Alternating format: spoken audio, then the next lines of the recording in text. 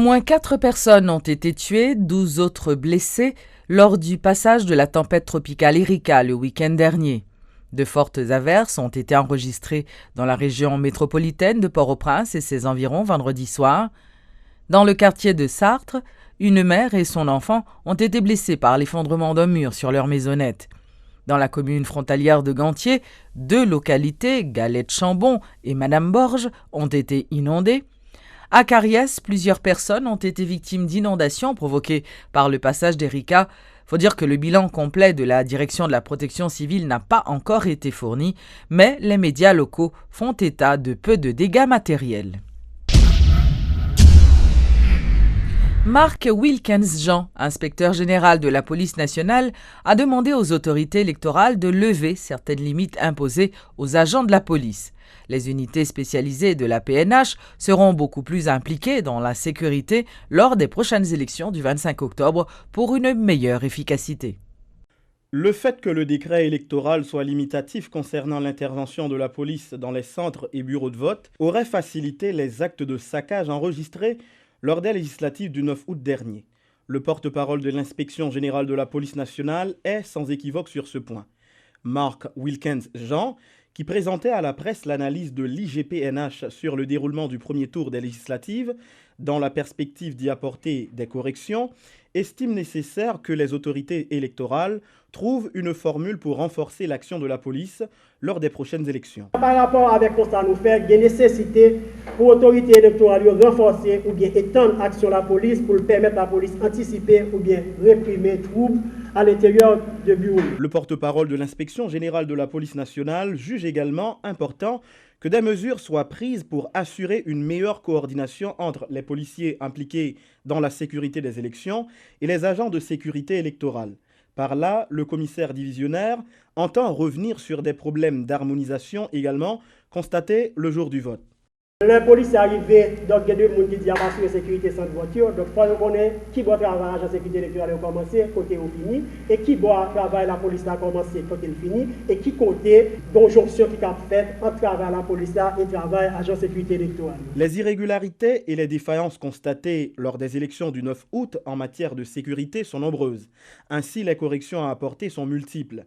Tout en reconnaissant la passivité dont ont fait montre certains policiers face aux fauteurs de troubles le jour du scrutin, le porte-parole de l'IGPNH rappelle que des mesures disciplinaires ont déjà été prises.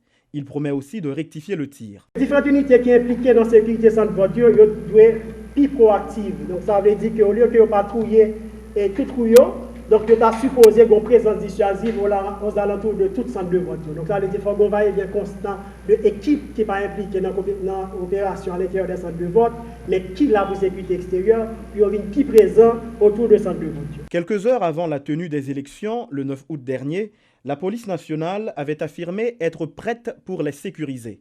Mais le plan mis en place par Godson Aurelius et son état-major n'a pas pu empêcher des fauteurs de troubles de saccager plusieurs bureaux de vote et ainsi de créer le doute sur la crédibilité des résultats de ce scrutin.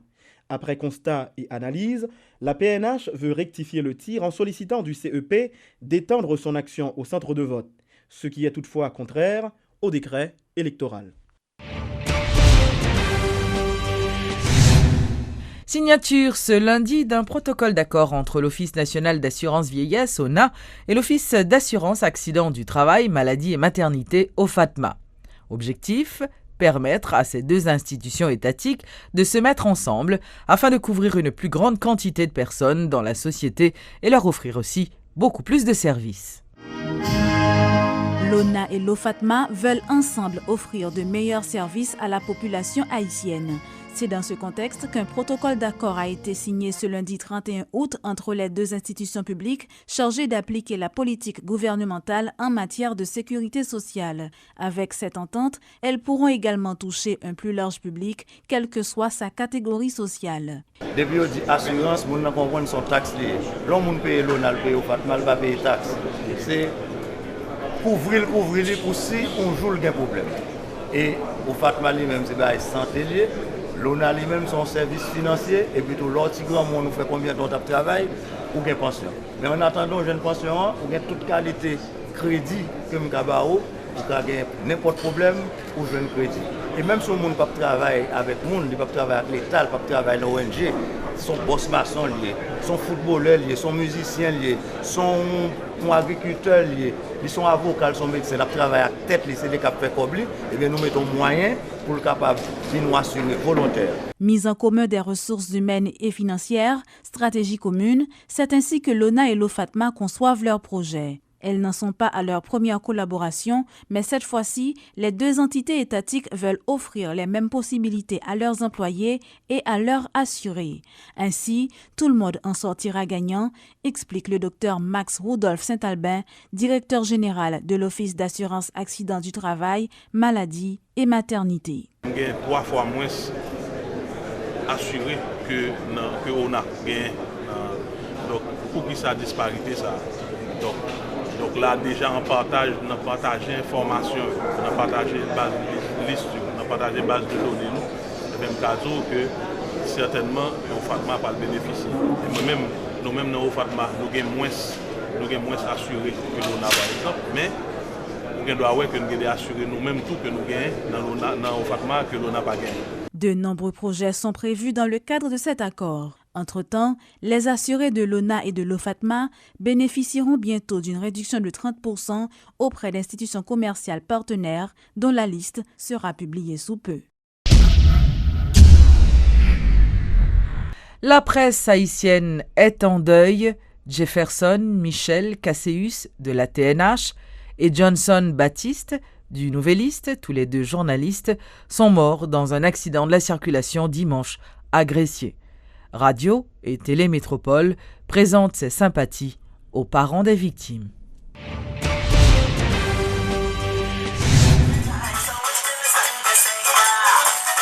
Clôture dimanche de la 12e édition du Festival des Arts et de la Culture de la Caraïbe, Carifesta.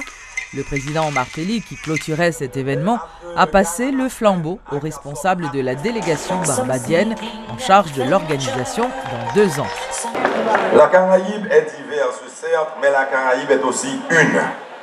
The Caribbean may be diverse, but it is also one.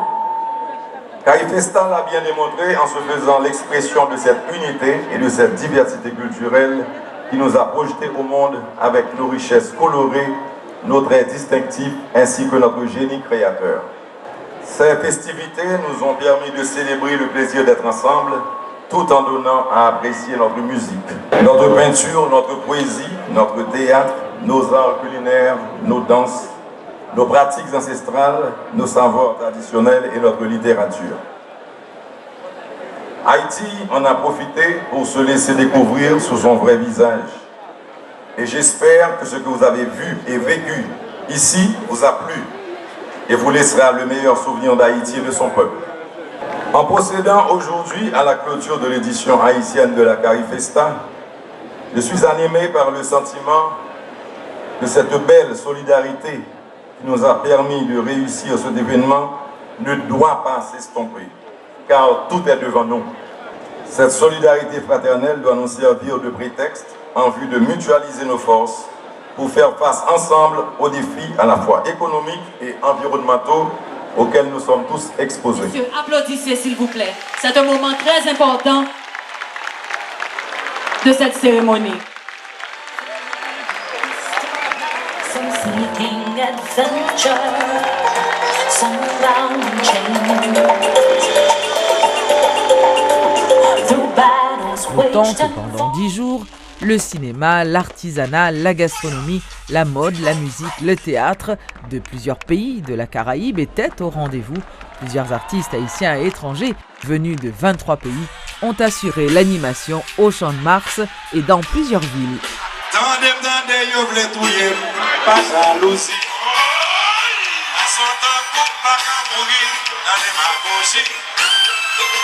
Musicien, compositeur et puis bel garçon.